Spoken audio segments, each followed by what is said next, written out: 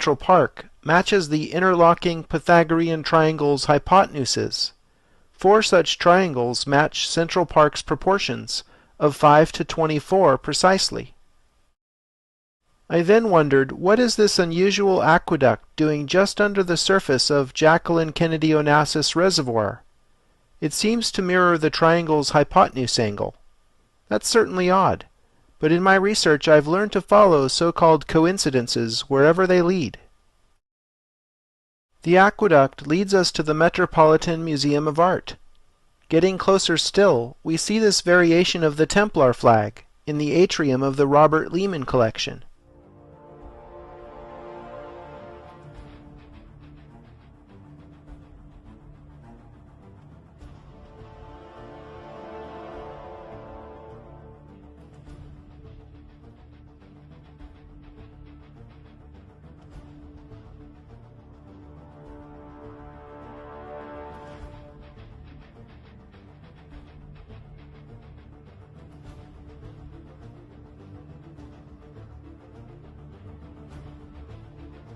The Statue of Liberty.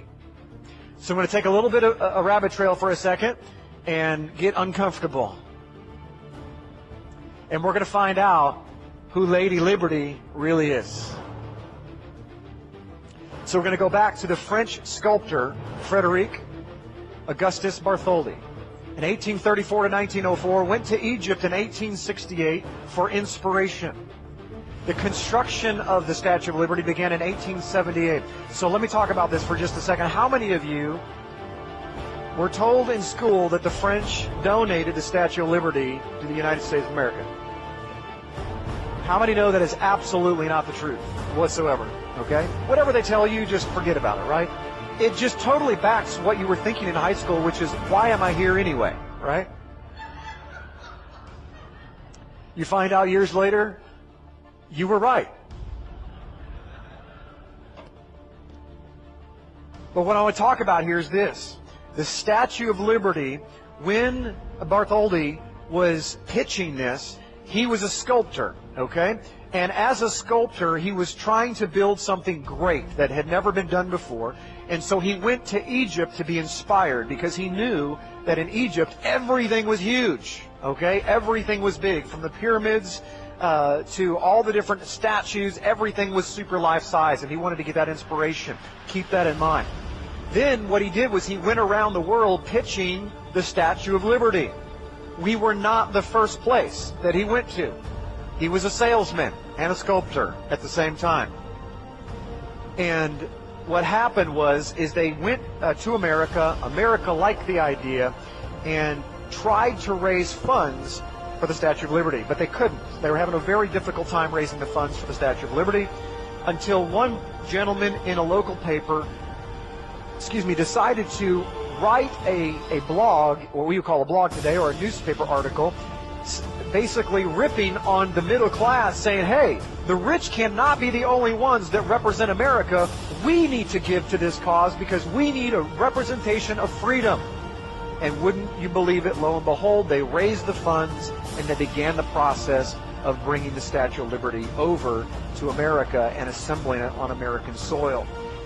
Now what's fascinating is if you look at the picture that's on your screen right now, I'm sure it's total coincidence, ladies and gentlemen, that the statue on the left not only looks identical to the Statue of Liberty, but has the exact same rays coming off what is arraying her head as the sun rays, representing the 7 continents of the world. It is the sun god that presides over the world.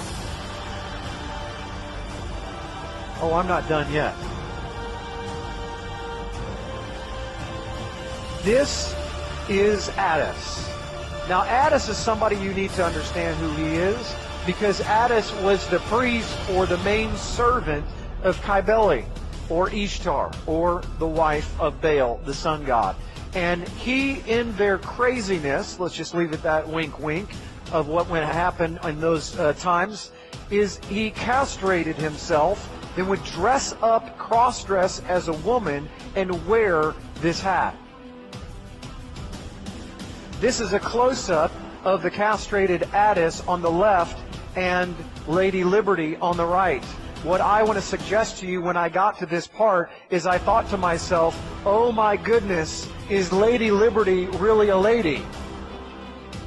Or is it Larry Liberty?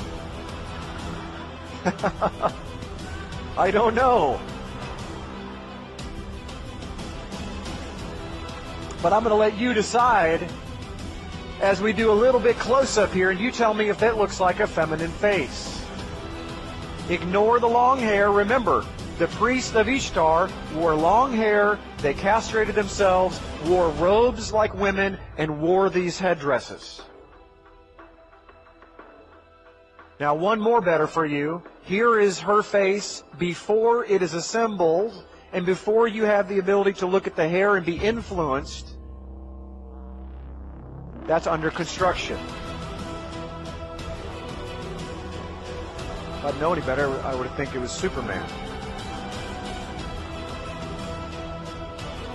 So you can be the judge, ladies and gentlemen, but this little rabbit trail here, I believe, shows us that not only has Addis, or the priest of Ishtar, and sun god worship showing up all over Egypt, all over Rome, all over Greece, and everywhere else in the Eastern Mediterranean, but is on our soils and has infiltrated America today and has literally become the epitome and the torch of freedom.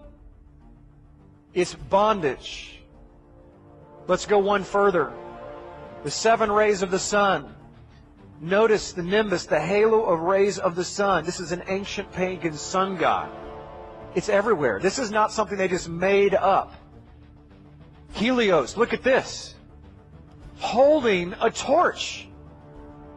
He's the Colossus of Rhodes, one of the 7 wonders of the ancient world. Where did he get the idea of the torch? Ladies and gentlemen, he took a trip here. He took a trip to Egypt. He studied these things. This is what he saw. An over 100-foot Colossus of Helios with this headpiece on of the 7 rays of the sun. Don't tell me that that didn't influence him. The exact attributes of Helios or the Colossus and the sun god and all of those things show up in the Statue of Liberty.